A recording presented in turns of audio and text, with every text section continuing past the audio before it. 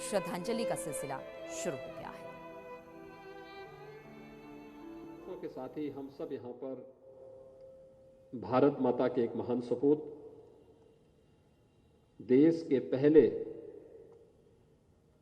Chief of defence staff general Bipin Rawat ji, उनकी धर्मपत्नी श्रीमती मधुलिका रावत जी,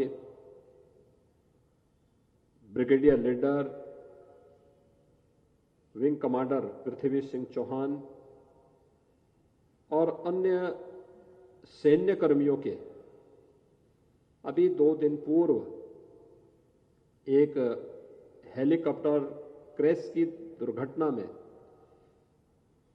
दिवंगत होने पर उन्हें विनम्र श्रद्धांजलि भी अर्पित कर रहे हैं। विंग कमांडर वरुण सिंह,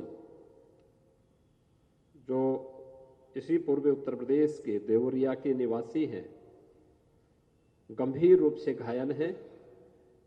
उनके शीघ्र स्वास्थ्य की कामना करने के लिए भी आज हम सब यहां पर एकत्र हुए हैं। हम सब जानते हैं कि 1 वर्ष पहले सीडीएस जनरल बिपिन रावत जी महाराणा प्रताप शिक्षा परिषद के समारोह में अपना मार्गदर्शन देने के लिए महाराणा प्रताप शिक्षा परिषद से जुड़े हुए छात्र छात्राओं को, संस्थाओं को यहां पर आए थे। और उस समय आपने देखा होगा, एक सैनिक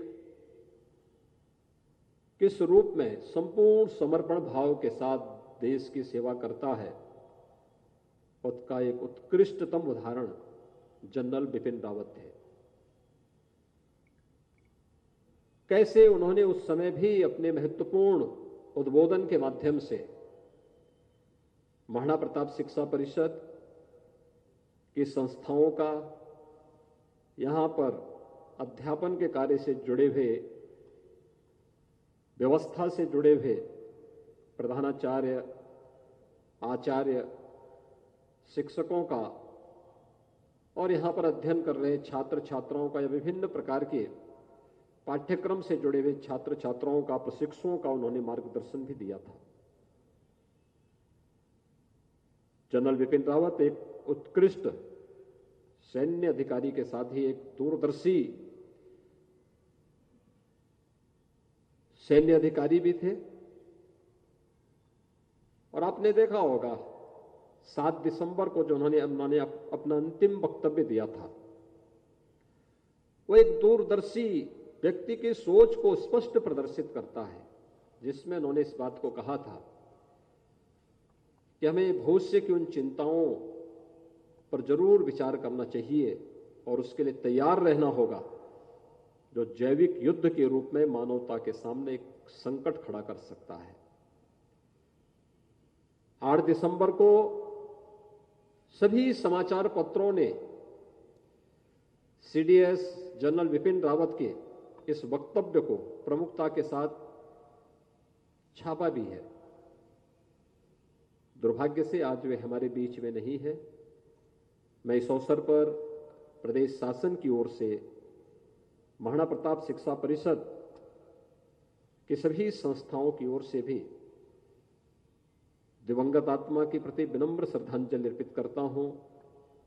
अपने एक समर्पित उत्कृष्ट सैन्य अधिकारी जनरल बिपिन रावत जी को, उनकी धर्मपत्नी श्रीमती मधुलिका रावत जी को, brigadier leader wing commander Prithvi Singh Chauhan, अन्य सैन्य कर्मियों को जिन्होंने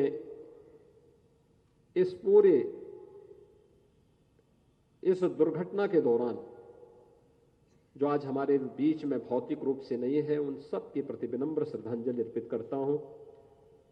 विंग कमांडर वरुण सिंह के शीघ्र स्वास्थ्य की कामना भी ईश्वर से करता हूं।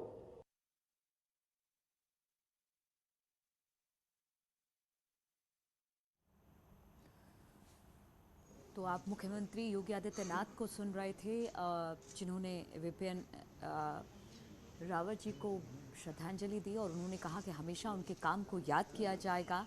और तस्वीरें हम आपको दिखा रहे हैं लगातार सीडीएस बिपिन रावत के घर के बाहर की, अंदर की, आवास की, तमाम लोगों का आना जाना वहां पर लगा हुआ है और श्रद्धांजलि, अंतिम सलाम लोगों की तरफ से जनरल को।